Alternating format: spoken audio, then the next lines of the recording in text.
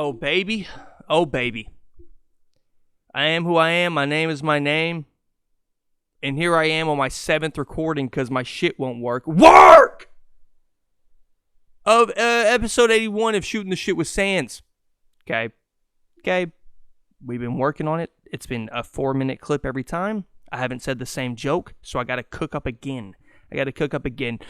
What is up? How are y'all doing, though? Right? We got to check on the audience. First, okay? It is March 24th. Can y'all see that? 12:30? 12:30 p.m.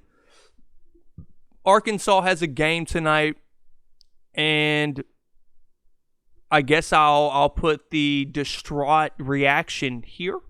Up 6. Finish.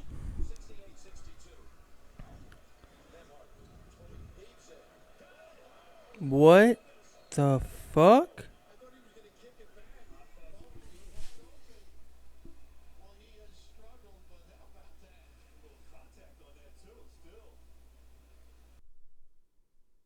Okay, now we're back.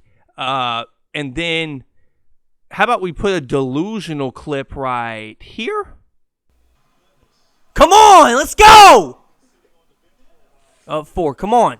Finish this fucking game, no threes. This dude's already about to cry with his bitch ass. Holding them tears, Gonzaga, we're Arkansas. We don't win this easily. Okay, and I'm back. Here we are. Did you hear it? Did you see it? Did we win? I don't know. Well, if we have a victory or a loss, here's that reaction here. Up 5, 13, 12. Give me that shit! Yes! Yes! LD said, give me yo shit! God damn!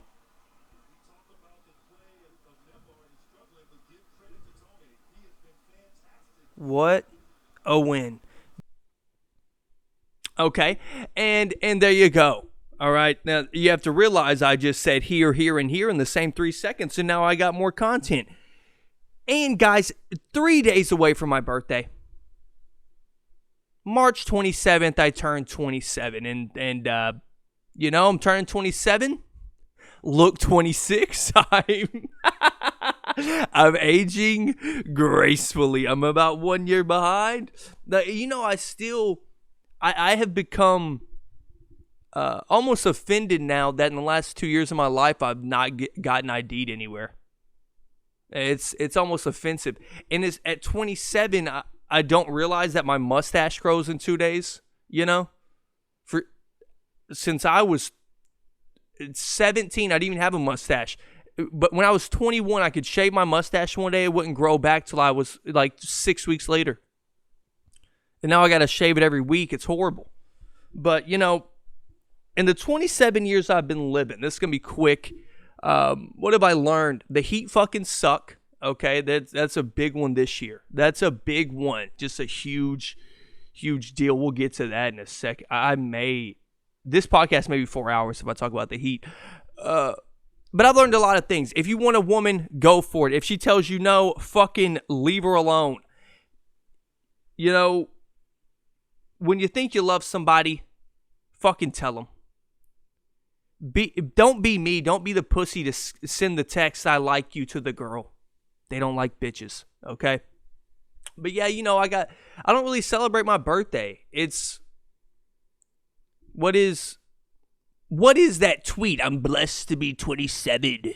I'm blessed to see 27, bruh. That's on everything I love. Like, I was raised in a gated neighborhood since I was 13. I was in almost a 4,000 square foot house the most of my adolescence and into my adulthood. There's nothing to be like, I'm lucky I made it.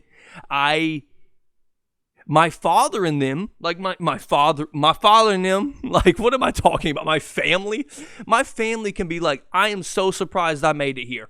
I was poor. We fucking came up from the trailer parks, all that, the apartment buildings in Texarkana. Oh, we made it. They can say that. Like I got a fucking nice ass car when I was 16 for my 16th birthday. My dad had a kid and was working construction shifts for 14 hours when he was 16. My mom was a year away from being pregnant with my brother when she was 16. Am I blessed? I mean, sure. I denied all my blessings during my life. Hey, son, here's your first car. I'll total it at 19, Dad. No problem. Hey, son, I'll pay for all your college and your rent. I'll fail out of school. No problem, Dad. Thanks for the blessings, Father. I'm not talking about the Father above either. Jesus, you believe in that shit? That's cool. That's cool. I can't even split the water in the bathroom, but if you think you split a sea, go ahead. Go ahead. I don't think I haven't even seen a giraffe in real life, but him finding one in fucking Israel in the Middle East seems a little crazy, but that's just me. I'm a little drunk. Hello, it's me. Anyways, whiskey. I'm celebrating. Just roasting Christianity. What's wrong with me? Will this pod ever hit the streets? Yes. I'm just celebrating my birthday early, podding it up, doing what I do, chilling at the house. I got my girl Snow Allegra tickets, and because she deserves that shit, right? I don't know. I feel like I love giving more than getting. If it's from my girl, it's kind of different. She can get me a car that she wrote in, and I will love it. My grandma can send me a car that she wrote in, and I love it. My dad, who's loaded, if he doesn't send me a fucking new drone or a car, I don't want it. If you don't send me a check for $1,000, Dad, why are you getting me birthday gifts? I'm playing. No, I appreciate everything, man, and I hope Nia enjoys that concert. I can't go because I work, and I work this weekend and all that. But yeah, previewing the Arkansas game, and then we'll really get. Are they mowing right now? Hey, I'm trying to pod, man. The Arkansas game. Now, I think we're gonna have a tough go against Gonzaga. I'm giving a little preview before the game is already over, so we'll see if my preview's right. So in about 5.5 hours we play. I'm a huge Arkansas fan, if you didn't know. And I think that we're not going to get the shit beat out of us, but it's going to be one of those games where Gonzaga has like a 6-point lead for the whole game, and we get some momentum plays, and we have opportunities that you, as a fan, you harp back on and go, fuck if we hit that. And then we lose by 10-12. I think that's what happens. But if we win, I will be ecstatic. Just because I'm trying to be a realist. Oh, you're going to hear the realism. Doesn't mean that I'm not going to root for the team. The other team I'm going to talk about, I don't know if I'm going to root for them anymore, but we'll see. Well, hey, we'll see. And I just think we have too many stretches of no field goals. Too many. JD Notte was so out of whack last game and the game before, where he's almost like, I got to shoot 28 times to win. And our best player is actually Jalen Williams, our center, who's a playmaking big. He's very good. He can score. I don't think he's aggressive enough. I have another center I'm going to talk about that isn't aggressive enough. That is, oh, God, I'm about to go off. And, oh, I'm so hurt. And, oh, God, I'm hurt. I'm literally going to have a psychological break. I am. But I just think the Zags have too many bigs. We're going to get in foul trouble, I believe. But you never know. The way that you saw the Gonzaga's kind of been having a rough go in the tournament, no? I'm not saying by the differential of points, but Memphis. But Memphis has elite athletes. We have some good athletes. We don't have elite athletes, but they're having a tough go with these better schools. And even the 16 seed had them on the ropes for the most part, right? They had them on the ropes.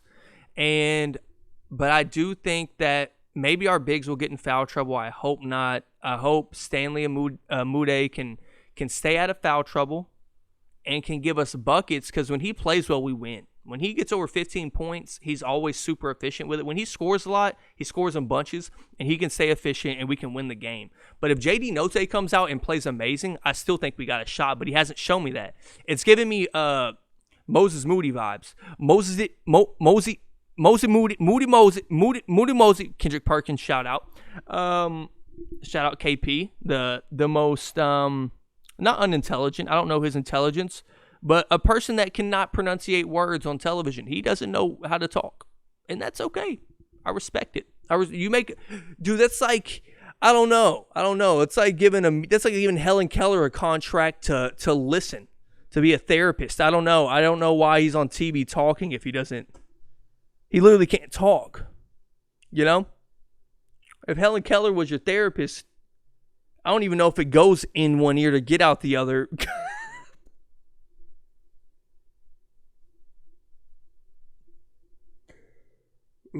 I gotta stop laughing at my own jokes.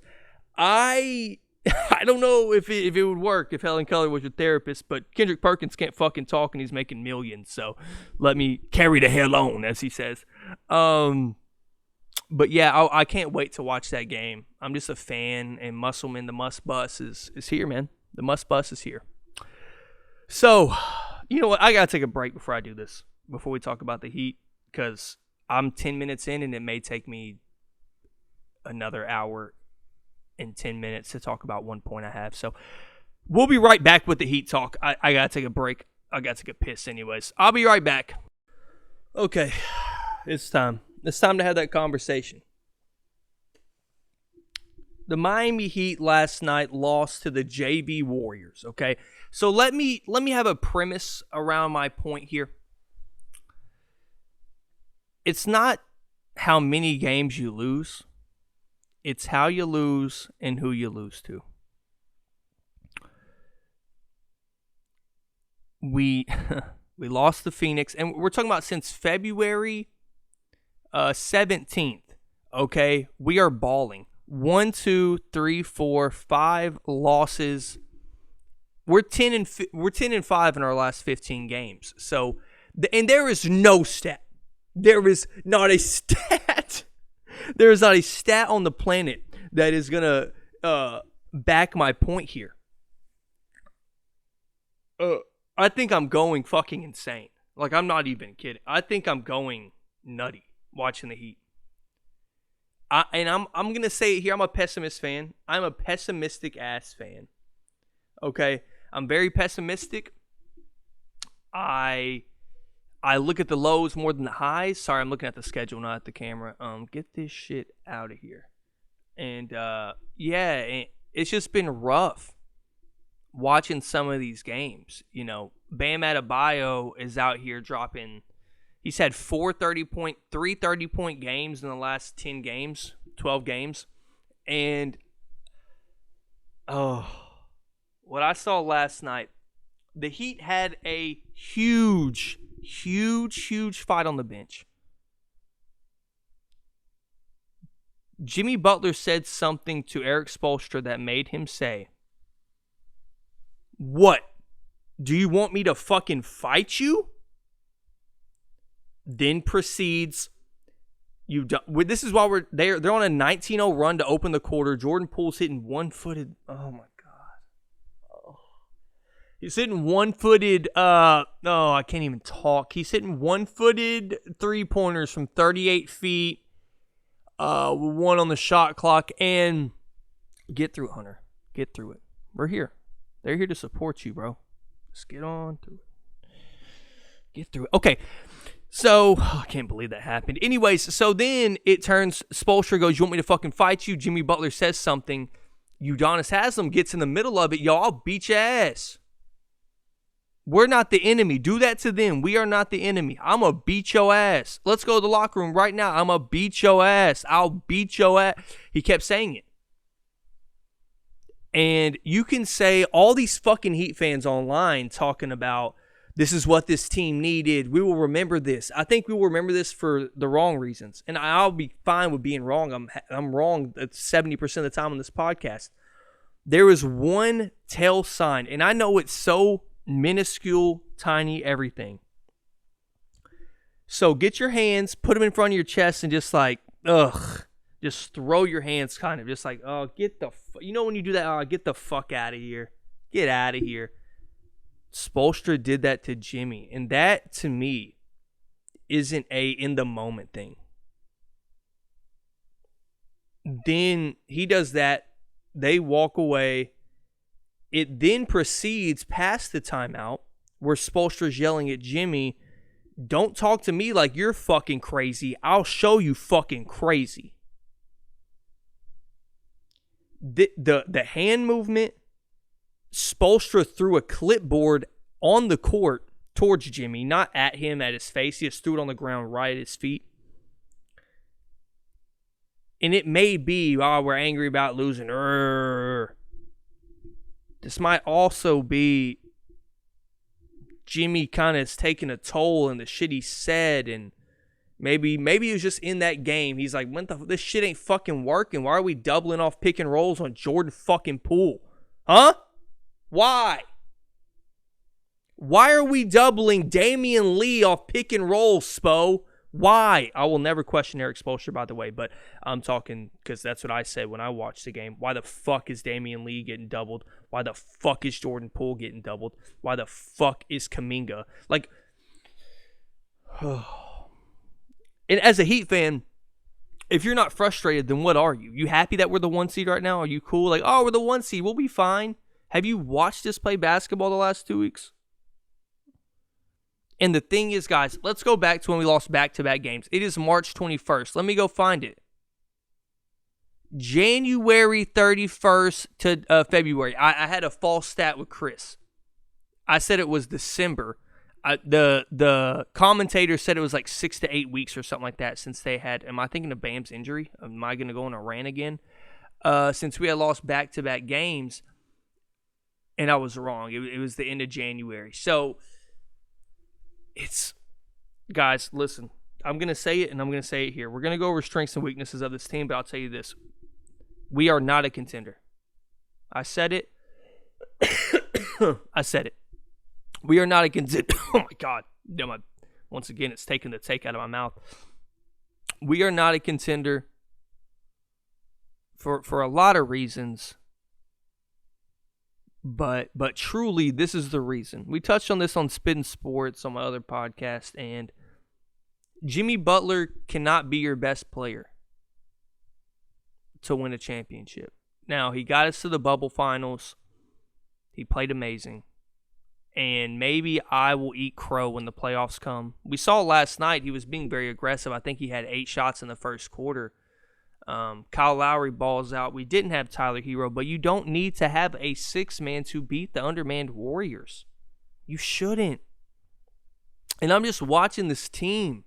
And yes, the wins and losses are wins and losses, but the way you're winning, like, look at our schedule since February 17th. Charlotte, the Knicks, the Spurs, the undermanned 76ers twice, Detroit, Oklahoma City, the undermanned Golden State team, undermanned Cleveland team, undermanned Phoenix team. We can talk about the record and the wins, but if you're watching these games, you know we are not playing good whatsoever.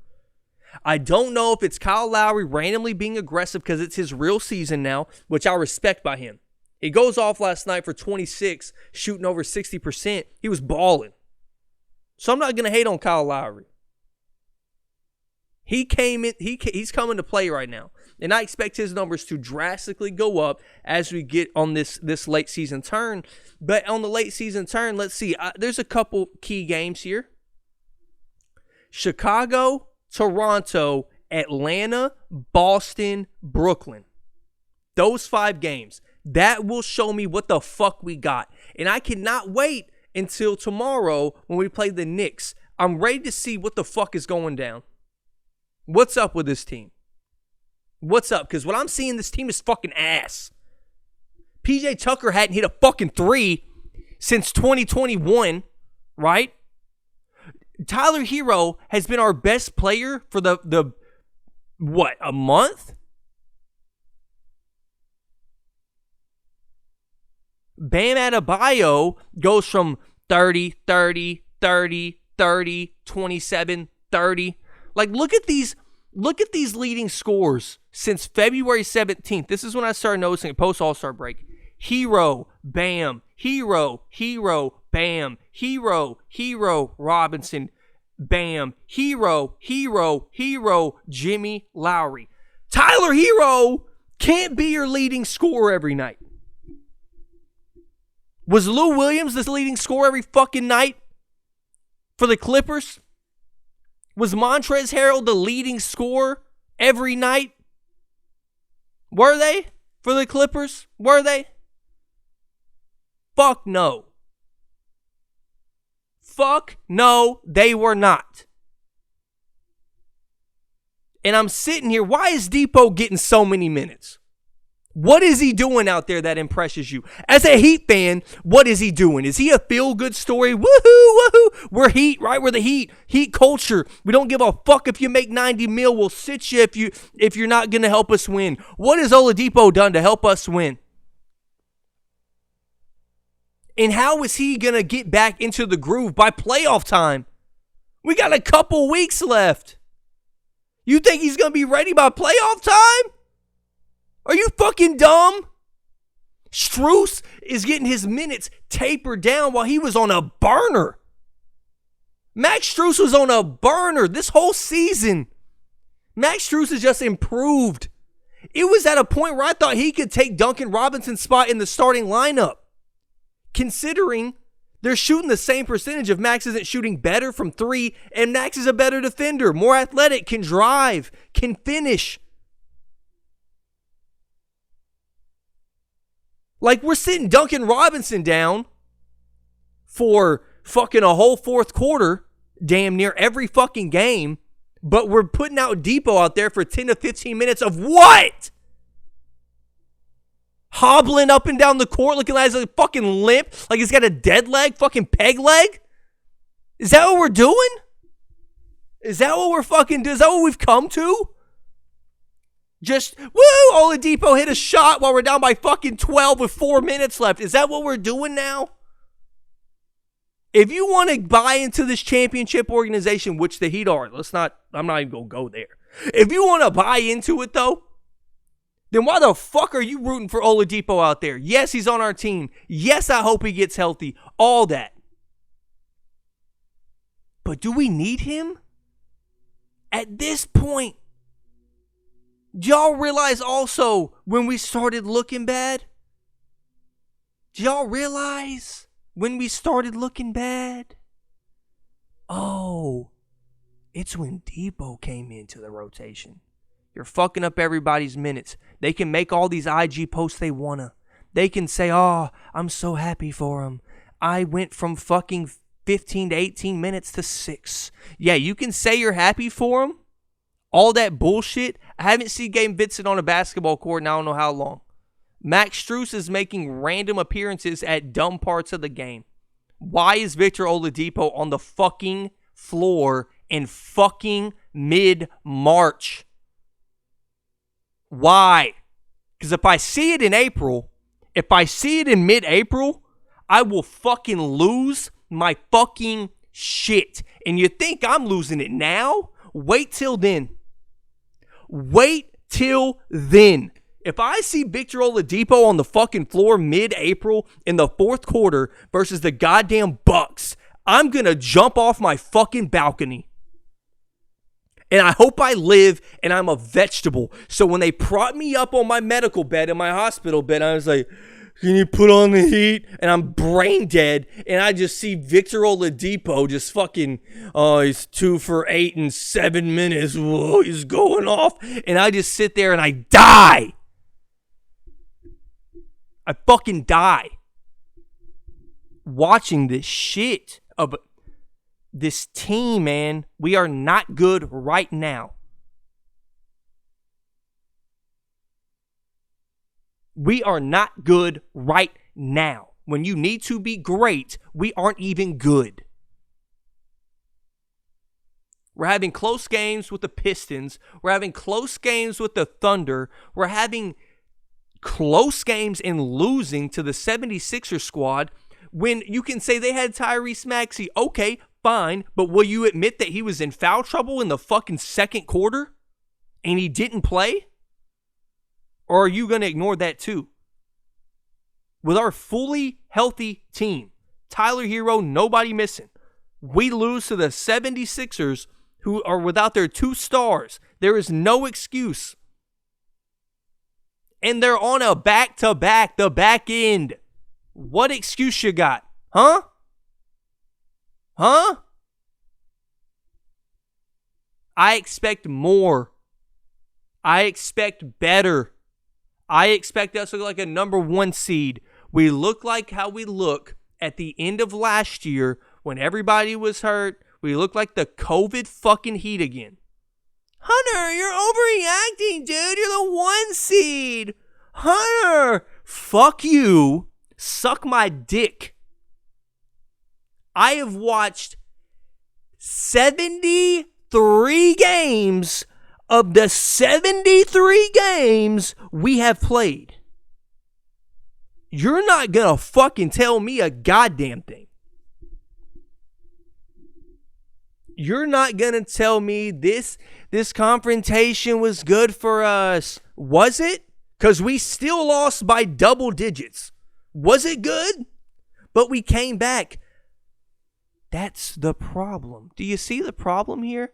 It seems as though every time the Heat get a large deficit, they always come back and get a 4-point lead, doesn't it? But can we withhold it? Can we withstand the fucking storm? No.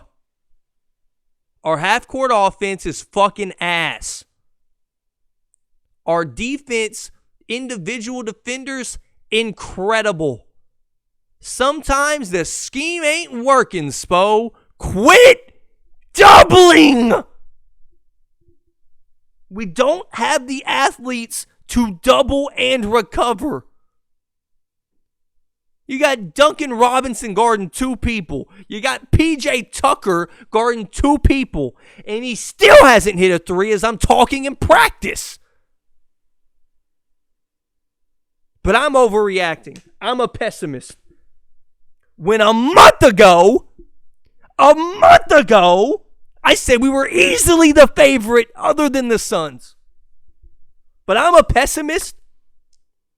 And I got text to prove I said we fucking suck before this fucking game happened. Do I think we are terribly constructed and we're a bad team? No. Right now, we fucking suck. We are ass. Dog shit. Bums. Butt soup. Trash. Lottery. Bums. All that. Homeless. Trash can, waste management, dumpster fire, recycle bin, trash, homeless, all that. We're dog shit. And I'm screaming. I am screaming right now. I'm sweating. We're fucking ass, man. And if they don't do this shit, the last 9 games of the season, if we don't pull out this season with a 7-2, 6-3 record and beat these fucking good teams, I don't know what to tell you. You don't fucking go from how we looked to this without something being wrong, off, something's going on. The lineups, we have Spo in a playoff series. He's gonna double Grayson Allen. He's gonna double DeAndre Hunter. Oh, well, there's that Patty Mills. He hit 2 threes in a row. Double him. Leave him wide open. Leave Claxton open under the rim. My ending statement is the Heat suck right now. Okay, and I pray to God they prove me wrong. But right now, after that fight with Spoelstra, I hate to say it, man. And I'm going to root my ass off for this team. I'm a fan, right? I'm going to root my ass off for them. I sent my envelope in for the season. I boxed it up. I licked it, got a paper cut on my tongue, and I sent it. I sent this season in already. We're going to eventually, I'm predicting it now, we're collapsing so hard. We're going to fall. The Nets are going to take the 7, And then we're going to end up playing the Nets as the 2 seed, and they're the 7 seed. That's what's going to happen. And we deserve it. We deserve a first-round exit. Then the Jimmy Butler trade rumors come, and I hope he gets fucking traded. I don't mean that. Right now I do, but that's my ending statement. I'll come back and I'll find something to talk about. NFL free agency. NBA talk. Maybe the Mavericks. I'll be back. I just made a TikTok dance. Part 2 of the pod. Part 3, where the fuck it is. NFL talk, man. We're going to talk some NFL real quick. Let's go over this Tyreek Hill trade, and then I'm going to get into some teams that are kind of late season bloomers, unlike the Heat, as you heard me scream. I've cooled down a little bit. Okay? I've cooled down. I was screaming. And that's okay. Yeah, so this Tyreek Hill trade, what do y'all think about it? I have a couple takes here that may be interesting to y'all. And I think it's funny that I was kind of ahead of the curve, even though I didn't drop the podcast where I talked about it. So does it really count? I don't think so. On this one take I have that I'll get to in a second. The Tyreek Hill trade, he's going to the Miami Dolphins for a first, a second, a fourth, and then a next year, fourth, I believe, 6, something like that. That's a great haul for a wide receiver. But we'll get to the Chiefs in a second. Let's go to the Dolphins. A franchise that was just not fully in on Tua has now committed to him with that move? Or am I crazy? Does that not say, that either says to me, you don't believe in him and he needs more weapons, or you do believe in him, so let's load up while we can like every other franchise does with a young QB. And for the Tua thing, I have no hot take on Tua. We haven't seen enough to me, but I hated the overreaction to him balling out on Jacksonville Jags and these shitty teams, these horrible pass defenses, while he's only thrown, I think he threw for 300 yards like 3 or 4 times last year. Let's check that. But as I'm looking, I think Tyreek Hill and Jalen Waddle, just in general, can be one of the best wide receiver duos in the NFL. I know that sounds crazy when you say it out loud, but when you go over what really kills in this league, what really is profound in this league is speed and athleticism. Yeah, Tua Tagovailoa threw for 300 yards one time last year against the Jacksonville Jaguars, 291 against the Atlanta Falcons, both losses. And he really didn't get close other than a 273-yard game versus the Jets. I think Tua is good. I don't think you can say Tua's bad right now. He isn't this turnover-prone bum. He just seems like he needs some time to get used to it. And once again, that third, fourth year, just like Jalen Hurts coming up on the real prove-it year, right? And Jalen Hurts ain't got close to the weapons that fucking Tua has now. Listen to these. Well, before I get to that, I can see if Mike McDaniels saw something in Tua. Does that make sense? You can see that maybe he saw like, oh my God, this is what Tua could be in my offense. You know what I mean? So, but let's see these position players they have. Okay. My God, when you name this offense out, Tua Tagovailoa, unproven, but Chase Edmonds, Raheem Mostert, Myles Gaskin is still on the roster.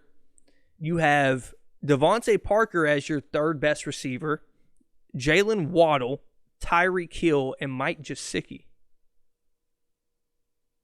I don't know if you can ask for more weapons for Tua. Once again, I always look at this from a player perspective or an organization perspective, if not combining the two like I am now. In how many times do we always give players a bailout with the organization? I'm pro player. But how many times have we given Aaron Rodgers the bailout? Oh, they didn't get him this. They didn't get him that. Well, I look at it as like the Baker thing. Tua has no excuses. Maybe this is his prove-it year to this organization. Right? Maybe this is his prove-it year to this organization through their eyes. And what I see this offense being is a lot of Mike McDaniel shit. Misdirection. Tyreek Hill in the backfield. Him and Chase Edmonds back there. Read option maybe. But they don't want to risk it with Tua's hip injury that he just came off of. Not just came off of, but I mean, that's a pretty serious injury coming off of it. So maybe they don't do the read option, but I see a lot of RPOs and things of that nature getting Tyreek Hill in space like they did with Debo. I mean, you have to look at it. So what did the 49ers have that is relative and in comparison to the Dolphins? Mike Gesicki is no George Kittle, but he is one of the best tight ends in the game of football. Okay?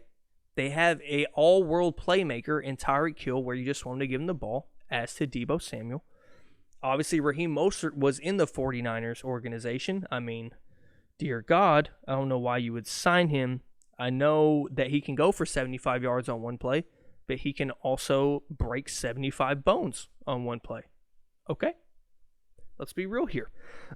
So Chase Edmonds is a super fantasy relevant player. And you know what? Fuck it. I'll go into the Chiefs thing, and then we'll talk about fantasy implications because, you know, I'm a fantasy guy.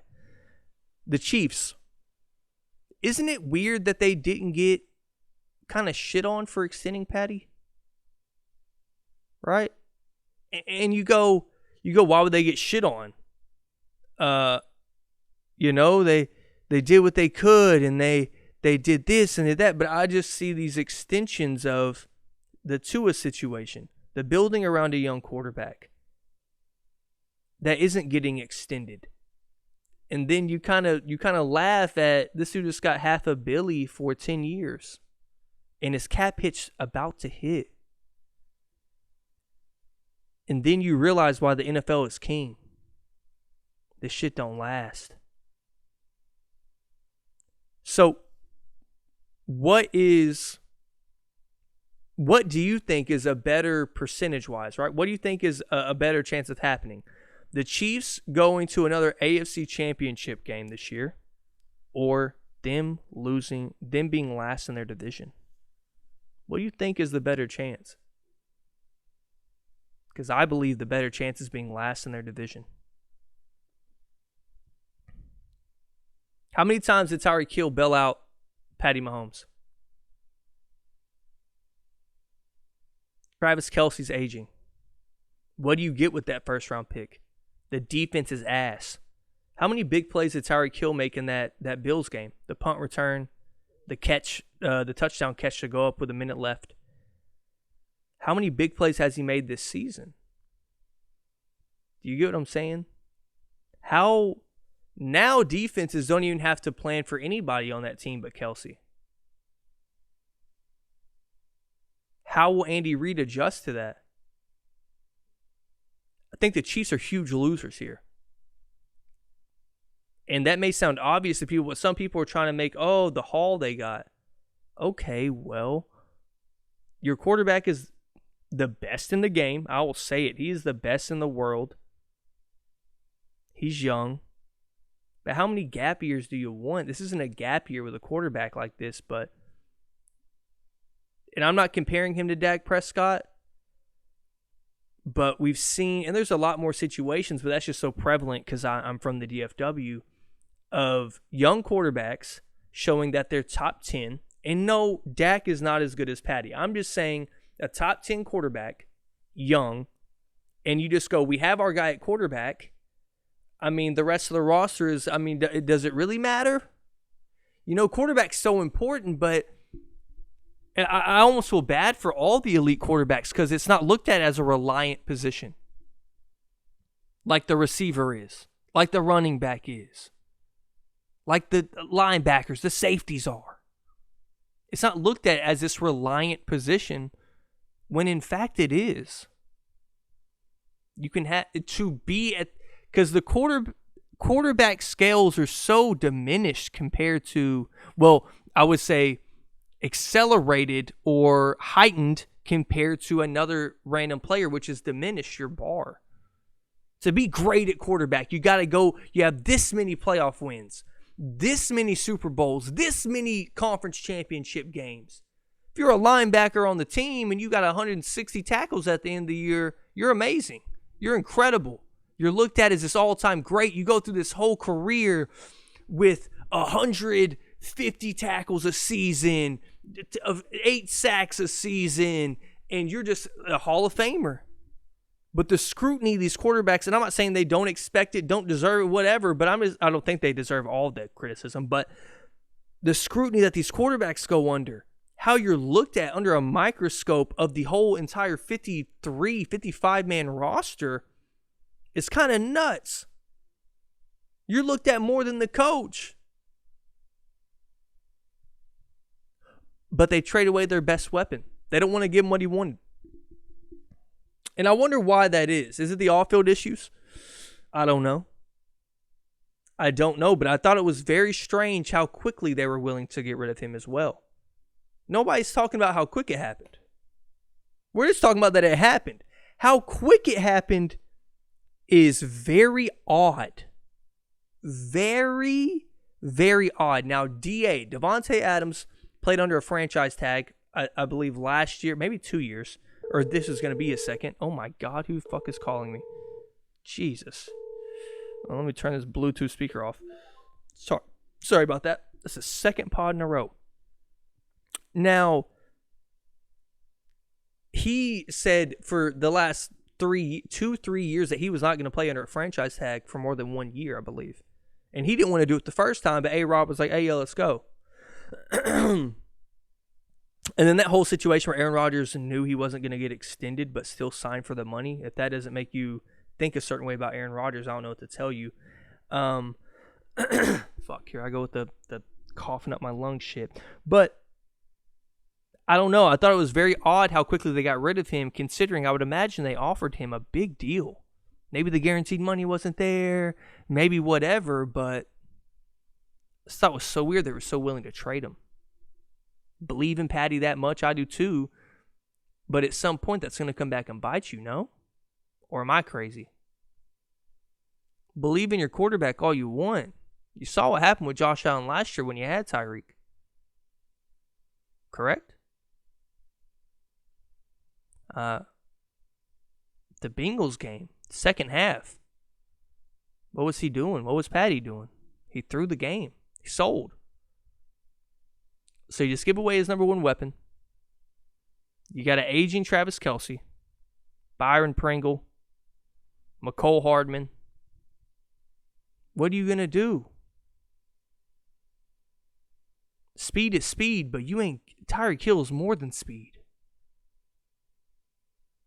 I would say a lot of his quickness, agility, speed is superseded by his fucking talent. As a route runner, as a go up and get it guy, as the skill of his skill is much higher than his speed, his everything. And that's saying a lot. He's more than a fast guy on a football field. You don't do what he's done. That's why you can't compare anybody to him. He's 5'9" and can get jump balls over 6-foot corners, 6'2" safeties, contested catches. That catch he had on the Chargers was incredible. I believe it was the Chargers. Where he's falling on the sideline. The dude gets a PI call before he catches it. Like, man, I think the Chiefs are gonna regret this move because they have been in the conversation for the favorite, if not Vegas's favorite, the last 3 or 4 years. You move a key piece, and what? You go, maybe we can trade it for somebody else. Well, what receiver's worthy? D-Hop seems pretty locked in to the Cardinals. Maybe I'm crazy. D.A. just bought a house next to his college roommate in Derek Carr. A lot of these available receivers aren't available anymore. Who are you going to get? Your defense is bad. Now when you look at the weapons, you take away Tyreek Hill. That's the thing. It's so funny. We had these super teams. You take away one weapon, and now it's like the basketball team, right? You take away one weapon. You take away Chris Bosh from the Heat. They still got D. Wade and LeBron, but they're having a hard time with the Pacers. Having a real rough go with the Pacers, weren't they? It took 41 from D. Wade. Took legendary performances from Braun to get through that series. So what are you going to do late in games when Travis Kelce's getting honed in on? Do they know something I don't know about McCole Hardman? Because I've seen him play football a lot. He's just fast. Maybe I'm crazy. But I guess we'll have to see. Guess we'll have to see how that turns out. I think the Dolphins are now the second best team in that division. And I think that we will be talking about them as having a quote-unquote disappointing season, getting the wild card behind the Bills, who are incredible. And the thing is, in that loaded AFC, I respect the Dolphins for going for it. Because when you look around, man, we talked about this on my other podcast on Spittin' Sports. Just look around. The whole AFC West, the AFC East now has two great teams, and you still got Bill Belichick there. Bill Belichick isn't dead and gone. They made the playoffs.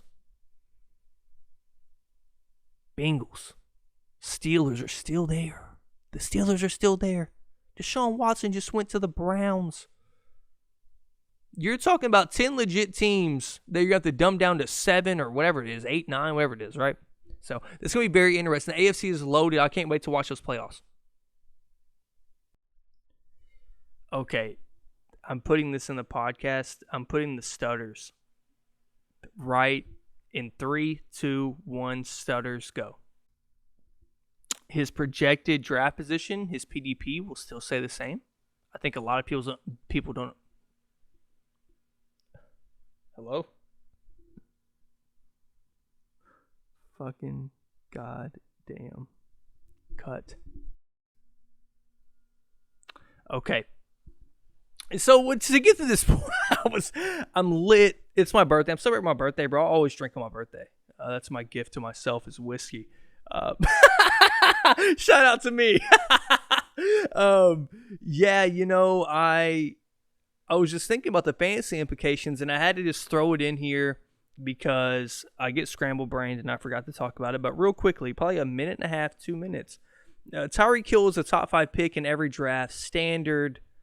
I mean, he's top. You're talking about a 10-man, 12-man. He's top 5 to 8. He's a first-round draft pick, regardless.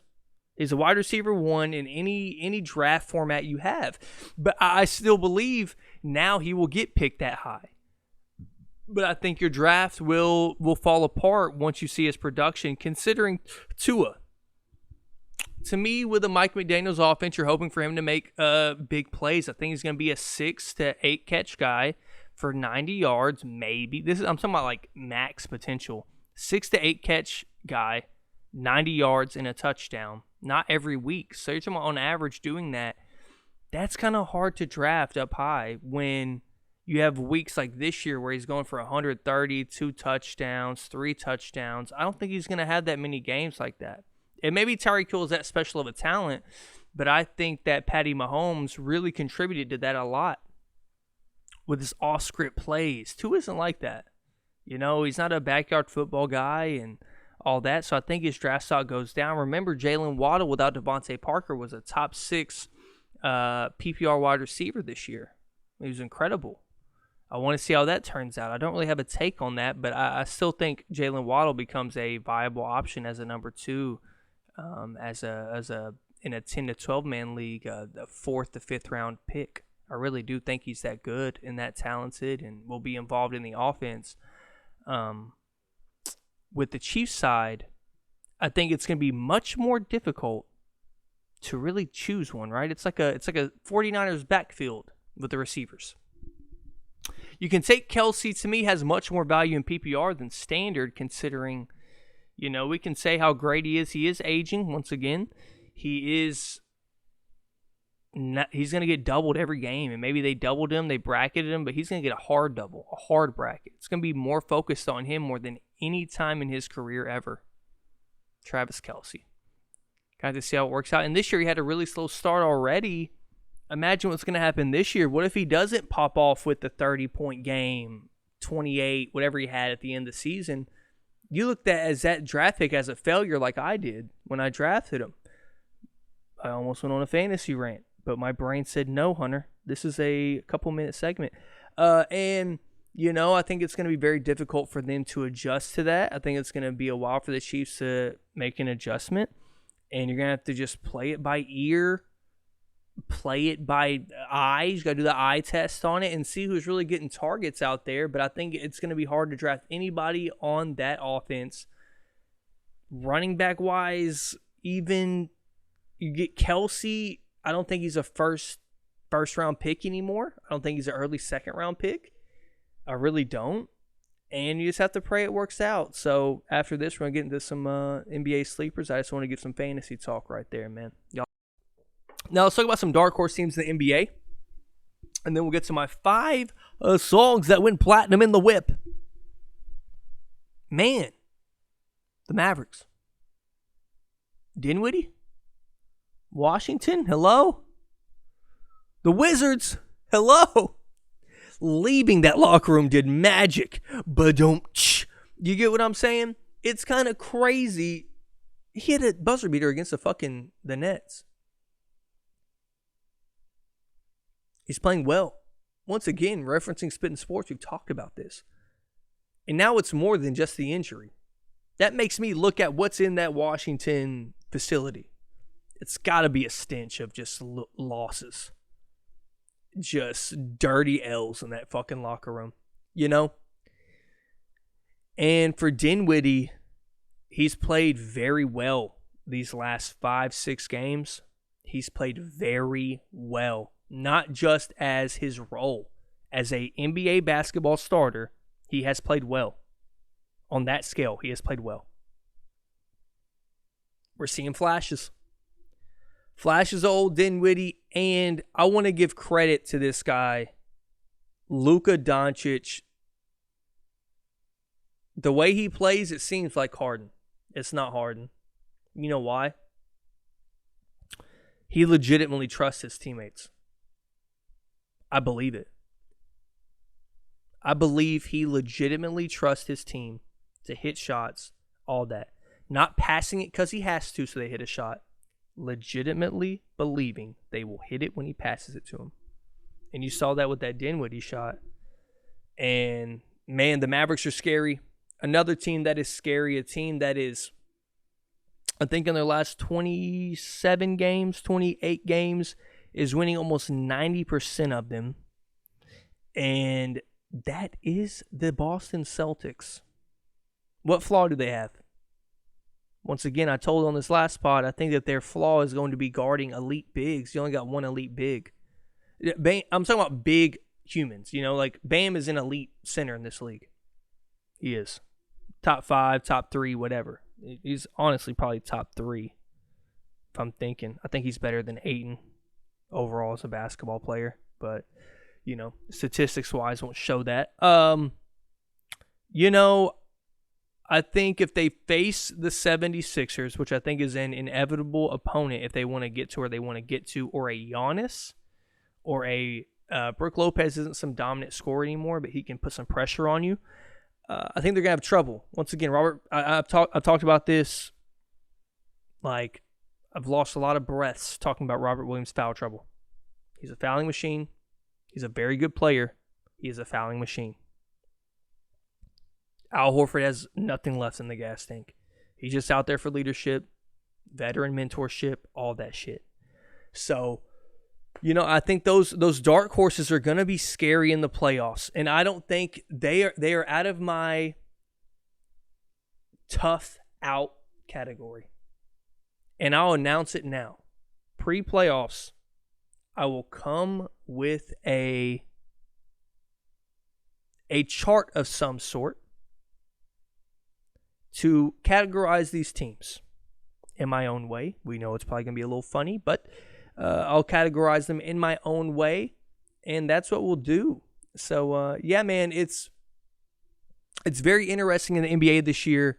The Grizzlies now have kind of gone under the radar. They're still amazing. The Warriors are dying, and I would love to see their matchup in the playoffs. Jokic and Embiid are still going at it. Embiid is basically playing until he gets 30 points, and then he doesn't care. I'm not even kidding. Like, I think Joel Embiid on the bench is like looking up at the scoreboard. Okay, I got 19 with 10 minutes left. I'm about to go in, shoot 3 shots in a row, see if they go. If they don't, I'm drawing a foul. And it's so funny, I don't get the whole sitting James and Embiid on back-to-backs with Doc, because I feel like maybe their chemistry is natural, but at the same time, I would want my team to be like, you know, in sync a lot of the time with each other. But yeah, man, that's all I got for y'all in sports today. Sorry about this being a half a Heat rant podcast, but I did what I did. I was emotional. I didn't think it would last 20 minutes. Didn't feel like it was 16 minutes. But it was. And we're going to get into the songs that went platinum in the whip right after this. And then we're done. Songs that went platinum in the whip. Part 2. I'm not going to do the parts. This is going to take too long. But it's going to be like part 878 when I'm fucking old as fuck. Number 1 is FWM Tone Stith, TONESTITH, Fire record. Number 2, No Interviews, Lil Durk. I done took one drug trying to get turned up. That song's fire too. Number 3, Flood the Block, Benny the Butcher. The word about my name is I paint them pictures meticulous and roll with a brick on the train, feeling adventurous. That shit is crazy. If you like real rap, that's that shit. For the Squadron by St. John, fire record. And then Hulu by Pierre Bourne. That's that mumble rap, new age shit. I listen to everything really. Basically hip hop and R&B. That's it. But I mean, listen. You know, another part of the podcast here. I've realized that hip hop music and country music are not that different. It really isn't that different. The country music stars are just like drunk off whiskey on their porch. They still cheated on their wife. They still have a baby with another woman. The only difference is the rappers are on the stoop with lean, or they're on Perkies or something. You know, it's not really that different. It's not that different. The music sounds a lot different. It does. But the music really isn't that different. They're going through their troubles with women. They've done a lot of things they don't want to talk about. One is driving an F-250 in a puddle of mud. The other is driving a Bentley, a Beamer, Benz, or Bentley through the fucking city. They're just from 2 areas of town. It's like my mom was from the hood part of town and my dad was from the countryside. It's the same thing. And it actually is hilarious because my mom loves like 90s hip hop music and my dad loves country music. Whoever's driving, we either get Biggie, Buck Tones, Bone Thugs and Harmony, or we get Kenny Chesney. We get Hank Williams. Is that his name? Hank Williams. We get that shit. That's the only difference. They're from the opposite side of town. And one side is racist. But we won't comment on that part. Okay? We won't comment on that part. I just saw a song with Lil Durk in a country song. Shit's fire. Go listen to it. Don't know who wrote it. I listened to it once. It was fire, though. But I'm out. The Pod Goat is out. Great podcast. Hope y'all enjoyed it, man. I love you all. Keep supporting, like, subscribe, all that bullshit. Woo! Pod Goat is out. Dude!